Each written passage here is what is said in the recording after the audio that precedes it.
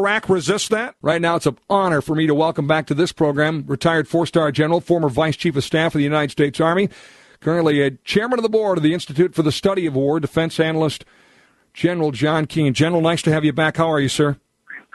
I'm doing fine. Glad to be with you again. You know, I'm sick to my stomach over this decision and lack of any kind of negotiation effort to keep a U.S. troop presence, as the Pentagon and leading generals and experts wanted in Iraq. Not so much for the politics of it, setting that aside, but for those that lost their lives, for the family members that have suffered the turmoil of war. Does that weigh in on your decision, too, about this particular case?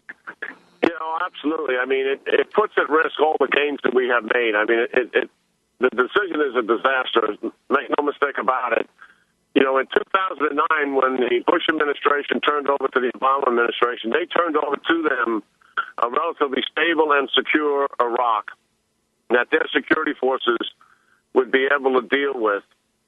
And we had signed an agreement to leave in 2011 with our forces, but there was a wink and a nod, and everybody was aware of it, that the national leaders in Iraq and our leaders knew that when 2011 approached, we would renegotiate another status of forces agreement so that our forces would stay.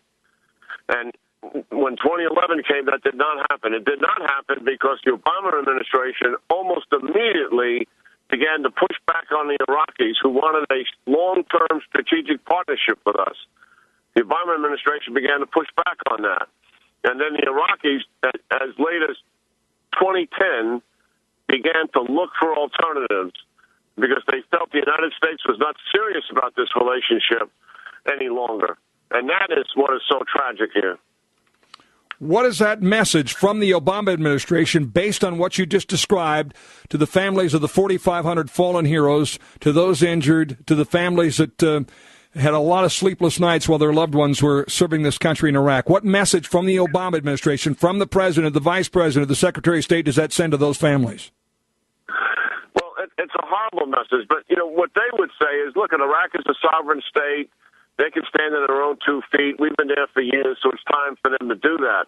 The problem is, and this listening audience, I know will appreciate this, when we stay post-conflict, as we did in Germany, as we did in Korea, as we did in Japan, we stayed there not because we still had a security situation.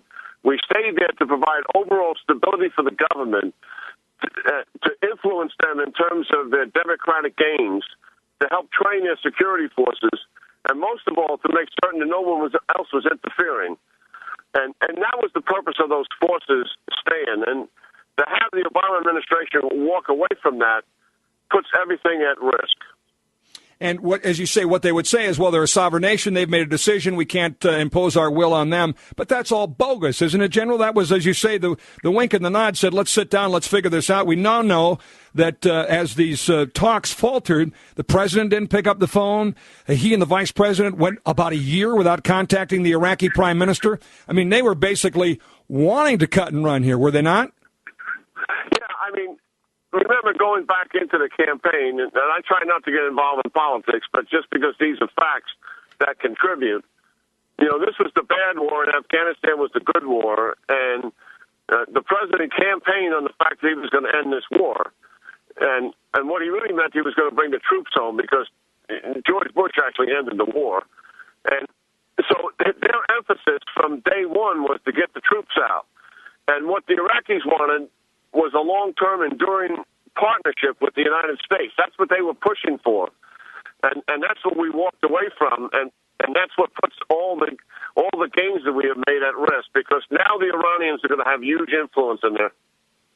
Why do you believe they did it? We know what happened. We know that it's happened. We know you've described very well the back and forth of this. But what's the basis of the decision? Why didn't they lift a finger ultimately to keep some level of troop presence there? Is it pure politics? Is it about getting reelected? I don't know. I mean, it's inexplicable to me that someone would walk away from Iraq, which is a country of consequence. This is an educated class of people. They have wealth. There's 22 Arab Muslim countries in the world, and only one of them elects its government, and that is Iraq. This is a country that we want to have a relationship with, and they are clearly could be a buffer against the Iranians, and who are our strategic enemy in the region, to be sure. It just seems to me, and you tell me if this is too strong, General, you've led these troops into battle. You've been there. I'm just a person who shares his opinion for a living as an analyst, as a talk show host, but I have a great reverence for the troops that have been there. I've spent a lot of time getting to know them, talking to them. We have one amazing story of some North Dakota National Guard troops that adopted literally a family, a widow and 7 children, because a gentleman they befriended there was helping our troops locate where they were making the IEDs. Those children go to school in the United States of America today because of our troops putting themselves in additional harm's way to bring that family here.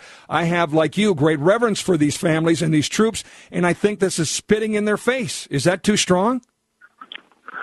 Well, it certainly appears that way. What we got to hope for is that the Iraqis will work their way through this. There is a sense of nationalism in Iraq. And as much as they're going to be more aligned with the Iranians than we would want, they don't want the Iranians running their country. But there's a lot of risk associated with what I'm talking about. It is possible that Iraq could still come out standing on its own, but we should never, ever be putting our own national interests at so much risk. Look, when we walked away from Vietnam, when we pulled our troops out of Vietnam, we eventually lost. And when we pulled our troops out of Somalia, it turned into absolute hell there for the people of Somalia. And when we pulled our troops out prematurely after Haiti, the same thing happened in terms of the country just collapsing in on itself. But when we stay the course, things can work out much better. And that's what's so tragic about this. We should never accept this level of risk that we're doing by pulling our forces out. Danger of this is obviously Iran fills the vacuum. Can Iraq resist that? Can Iraq resist what? I'm sorry? Iran filling the vacuum and ultimately infiltrating further? Well, what Iran will do certainly is have huge influence in the South, as they have had in the past, and we defeated that influence. And then they'll try to create more political influence with getting some of their own people elected to the legislature and into the government. So that unfortunately, we're out of time, General. Great insight as always. Appreciate your service and your candor on this important topic. God